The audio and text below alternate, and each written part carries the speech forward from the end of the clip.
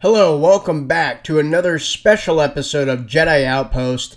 Today is Thursday, April 14th, and this is episode 2 of our Star Wars show, where we go over all of the trending topics in the world of Star Wars and give you some insight into what they all mean. We got a lot of great topics that we're going to cover today, so let's just get right into it.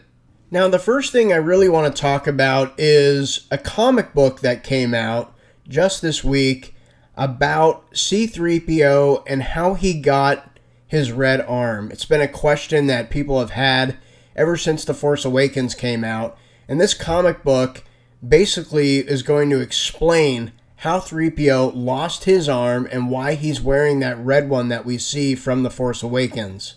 So people asked J.J. Abrams when they were interviewing him for The Force Awakens, the big question they asked him was, where did C-3PO get this red arm from? Where did this thing come from? And why does he have it? And J.J. Abrams simply just said, we wanted to show the passage of time, so this is why we gave C-3PO a red arm, and there's a whole story behind that red arm that will be later revealed in either a book or a comic book. And it brought a lot of questions because in the movie, if you've seen The Force Awakens, you know that C-3PO has that red arm throughout the entire film. And then at the very end, when Rey leaves to go find Luke with Chewbacca and R2, C-3PO's regular golden arm is back. So that leaves a lot of questions. Like, did 3PO decide to just switch the arm out? Did his other arm get fixed? There's a lot of confusion on that part of the movie. Some people are saying that scene might have been a goof where he should still have had the red arm. I don't really know, and I'm sure someone will come out later and say it was either a goof or it was there for a reason. But we do know as of right now why C-3PO has that red arm. And the comic book that came out is called C-3PO number 1, which I was fortunate enough to read. It's just a one-shot, according to the comic creators. And basically, what it is, it's about the sacrifice of a droid, and C-3PO is going to honor this droid by wearing the droid's arm. So basically, this one-shot is telling a story of a group of resistance fighters who takes 3PO and a protocol droid named Omri, and they go on this special mission to find Admiral Ackbar, who's been captured by we think the First Order, and the remnants of the Empire, and this really horrible trap ensues with our favorite droids. And the comic book really tells a lot about the relationship between a droid's loyalty to its master. And it was just really, really interesting. And you see Omri, who basically sacrifices himself to save not only Admiral Ackbar and C-3PO, but also all these resistance fighters who came to save Ackbar. And it was kind of a nice, touching little story. It had some heart to it. And it was just a really interesting view into one of the many questions that people had about The Force Awakens. And I really liked, how they showed that relationship between a droid and its master, because that's a theme that we've seen in all the Star Wars films and TV shows. We see how some droids are so loyal to their masters, whether C-3PO and R2 are so loyal to Anakin, who eventually get passed on to the Organas, who then eventually get passed on to Luke, and then back to the Organas. So it was just a really nice, interesting tale in the Star Wars universe that, a lot of people had questions on, and I really liked the comic, and, I would definitely check it out if you haven't read it, or if you haven't read anything about it, either on the news or on any of the websites, because that seems to be one of the hottest trending topics right now, is this whole C-3PO red arm thing. So definitely check it out. It's kind of a lot of fun.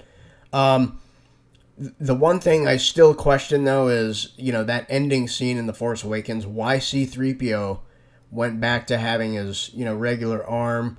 that remains to be unseen right now. So, they may explain that down the line. They may not. Who knows? But we'll have to just wait and see what happens with that. Okay, moving on to a bit of more sad news in the Star Wars world. We just found out that Eric Bauersfeld died last week at the age of 93. And Eric Bauersfeld, if you don't know who he is, he was the guy behind the voice of both Admiral Ackbar and Bib Fortuna. Now, Admiral Ackbar has always been one of those characters, for me, who's been just such a special creation in the Star Wars universe. We all know, the very famous line from Return of the Jedi when he says, "It's a trap."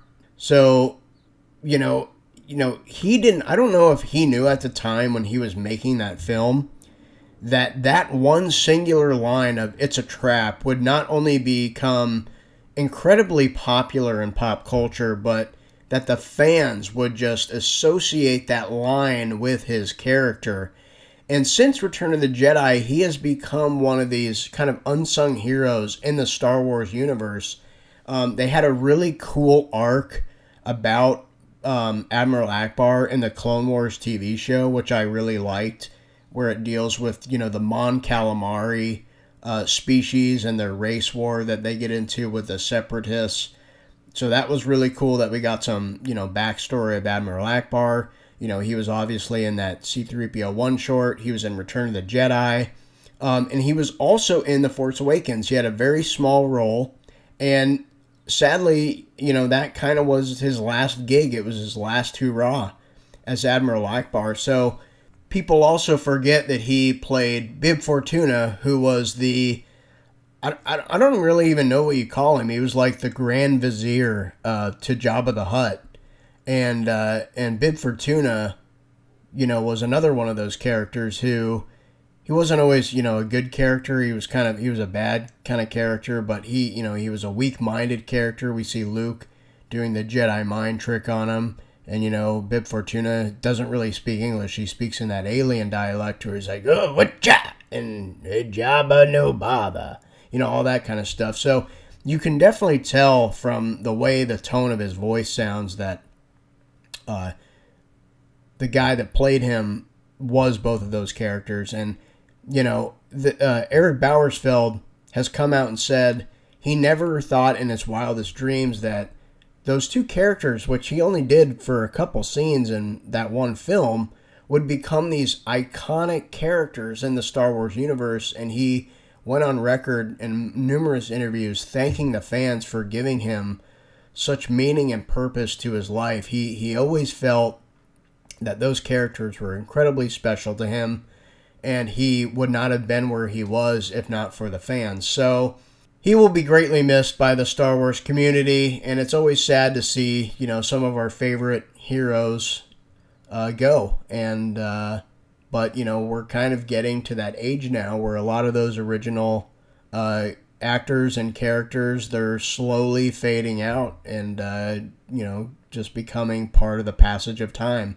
So anyway, he will be greatly missed, and it's sad to see, a hero go, but that's life. Okay, moving on, I want to just go over quickly a book that I just read.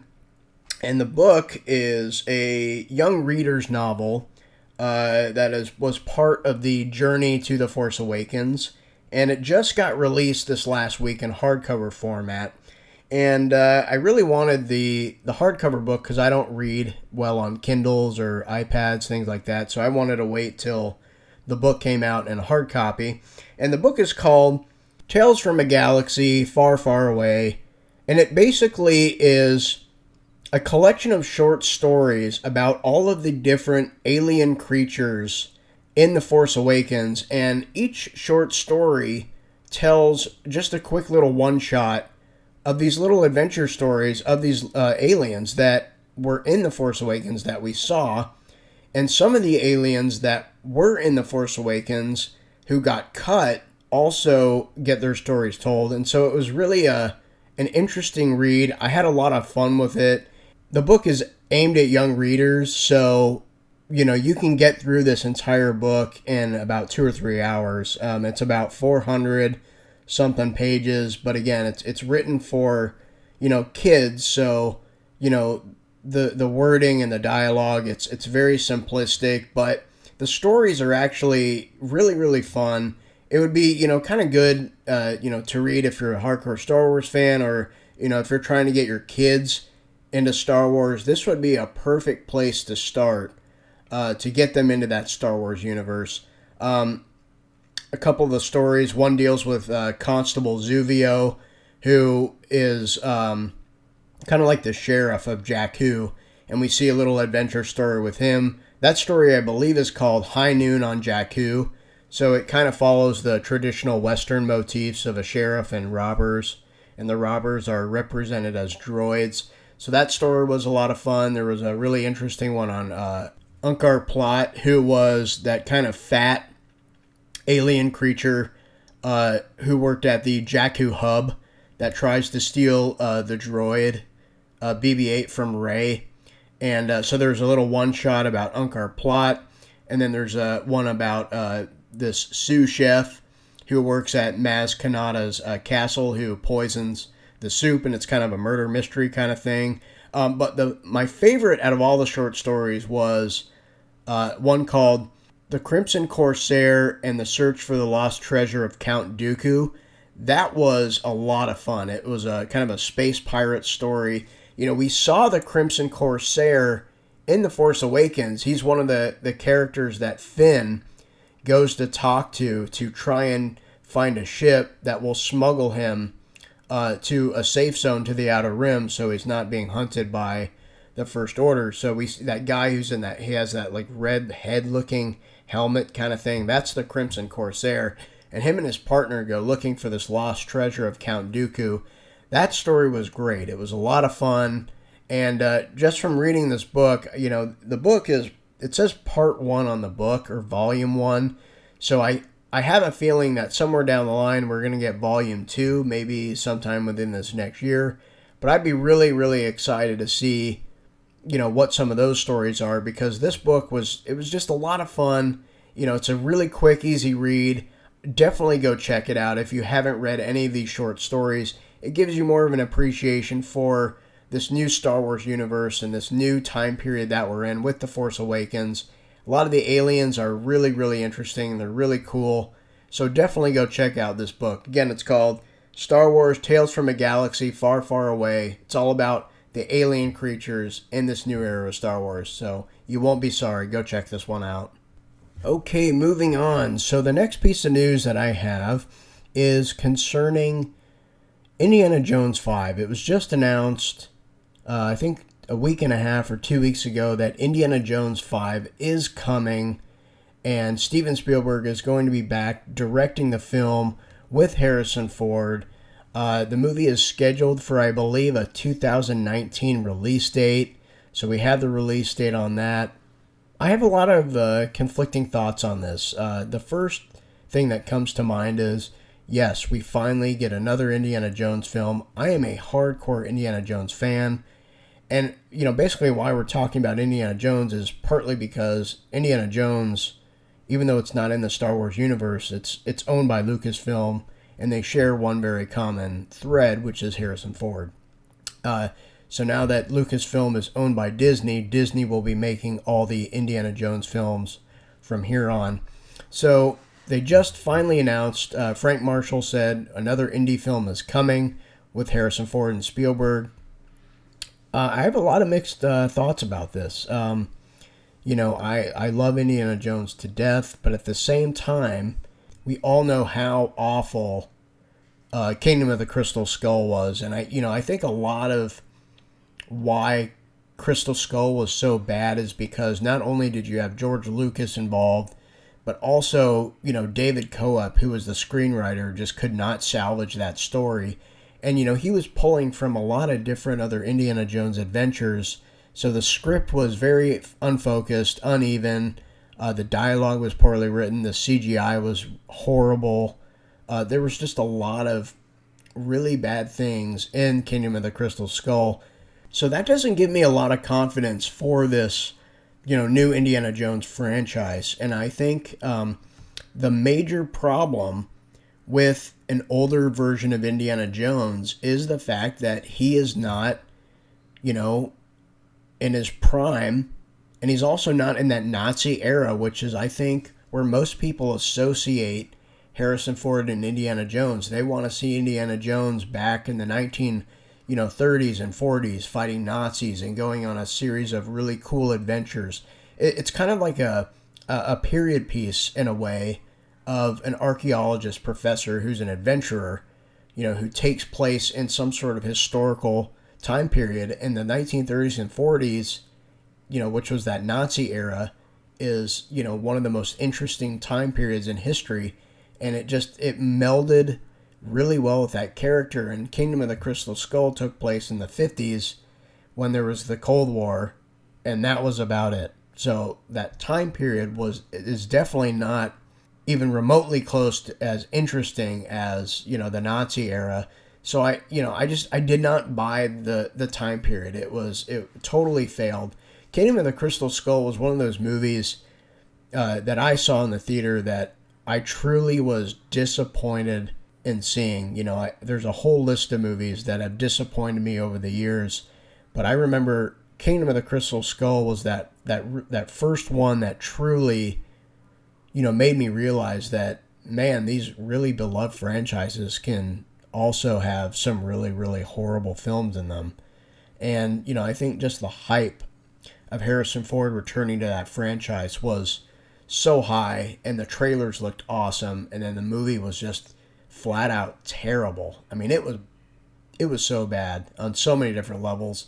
So where I had the mixed feelings about this new indie film is they're saying it's going to be a continuation of Crystal Skull, which, if you're like most people and hated Crystal Skull, that most likely this next adventure film is going to be also not set in the Nazi era. And if it's going to be a continuation of that story, Indiana Jones is going to be older. And, Harrison Ford is getting up there, and he can't do a lot of, the things that he used to be able to do when he was a young man. So I don't know. I don't buy this new film at all. I mean, again, it's still in its early stages, so we don't know, really what the plot is going to be. We have no idea where these characters are going to go. It was rumored for a long time that Chris Pratt was being eyed to take over the Indiana Jones franchise, and I was so down for that. I thought Chris Pratt is such an amazing actor, and he definitely proved himself to be worthy of the Indiana Jones franchise after he made both Guardians of the Galaxy and Jurassic World. And I think Steven Spielberg even liked the idea of a new young actor taking on the mantle of Indiana Jones, but now it's just been revealed that there will be no other actor that takes over the role for Indiana Jones. They've come out and said they do not want to do like what James Bond does, where they replace an actor for that iconic role every couple years. They're saying Indiana Jones will always be Harrison Ford. And a part of me thinks that's good because Harrison Ford is the quintessential Indiana Jones. He always will be. But I kind of wish that, if they are going to keep continuing on with these films, that they, cast a new actor to play Indy and set the movie back in the Nazi era, because that's what the fans want, and that's what we want to see from a new Indiana Jones movie. Now, where I think they should go with this new Indiana Jones movie, I think it would be really cool if they had, the beginning of the film where Harrison Ford is telling a story to the audience about something that happened to him when he was younger, and then the movie would flash back to whoever that new Indiana Jones would be, whether it being Chris Pratt or, someone else entirely. And then, the continuing movies would all be, around that new actor playing Indiana Jones. But that way you got Harrison Ford in there, and then you got this new actor to play Indiana Jones as a younger version of himself. And then you can continue on in that time period that we all know and love. So I don't think that's where they're going to go with this movie. I hope that's where they go. But, again, nothing has been said about the plot or who's going to be acting in it. All I know from right now, from what I heard about this news, I was not happy about this news at all. And it just made me very, very worried about the future of Indiana Jones. But who knows? They may, do something incredible with the movie that, that they're not really even telling us. We just don't know at this point. But where I do have some faith is the fact that Kathleen Kennedy and everyone over at Lucasfilm has just been knocking it out of the park with this new Star Wars universe. So I think, in the hands of Disney, I think that they have the ability and the power to make something really, really special with this new Indiana Jones film. And, I'm really hoping that they will try and right the wrongs of Kingdom of the Crystal Skull. And if they don't, it's going to be really unfortunate. And then I would probably say that maybe Indiana Jones, if they're not going to get a young actor to play him, maybe it's a character that, should not be resurrected in the future. But who knows? We'll see what happens. I'm curious to see where they go with the story. Fingers crossed on that. We'll just have to wait and see till the movie comes out. Or at least wait until, we see that first trailer, which is going to be, in 2 years from now. So we'll see. Okay. Moving on to the last piece of Star Wars news this week. There is a movie coming out that I saw a trailer for. And the movie is called Elstree 1976, which is basically a documentary about the unseen actors of Star Wars. So this really unique documentary is basically about the actors behind some of our favorite and beloved characters from the Star Wars universe. So I'm going to go on this website and just read you a small excerpt for what this film is about. Now, this is on slashfilm.com. And on slashfilm.com, the description says, "This is a glimpse behind the scenes that you don't normally get to see. Featurettes and documentary films chronicling the making of movies always take a look at the stars and set a talk to the marquee players about the production. But you never get to hear from the extras, many of whom don't even have a line and spend most of the day waiting to shoot a scene. Because this is Star Wars, some of the talking heads include some familiar names to hardcore fans such as David Prowse, the man in Darth Vader's suit and helmet, and Jeremy Bulloch, who played Boba Fett, but also much more unknown names such as Paul Blake, who played Greedo, and Angus McInnes, who played an X-Wing pilot, and more." So this documentary debuted at the BFI London Film Festival, and I guess a lot of the critics really, really like this film. There is, at this point, no release date for this documentary, at least for America. So, we don't know when the movie's coming out, but my guess is it will be coming out sometime later this year. Definitely keep your eye open for that. I think this movie, just from judging from the trailer, it looks like it's going to be something really special and something that, hardcore Star Wars fans are really going to like. So if you're a diehard Star Wars fan, keep your eye open for Elstree 1976. I think this is going to be a really special film. Eventually I think this thing will make its way to Netflix, and, who knows, it might go right to Netflix instead of coming out in the theater. We'll just have to wait and see. So anyway, keep your eye open for that. I'm excited to see the film. You should be too if you're a hardcore fan like I am. Anyway, that'll do it for us today on this episode of Jedi Outpost.